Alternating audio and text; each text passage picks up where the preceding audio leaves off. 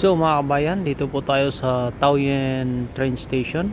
So sa mga kabayan nating magbabakasyon sa atin, no, na pupunta ng Taoyuan International Airport na magko-commute lang. So dito po kayo sumakay sa 706 na bus. Papuntang Terminal 1 to Terminal 2 sa airport po dito sa Taoyuan. Mayroon ding isang bus yung 59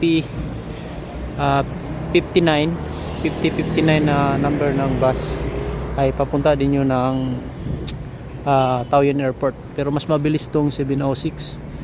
So yun, baka makatulong. So ito po yung Taoyuan train station, no?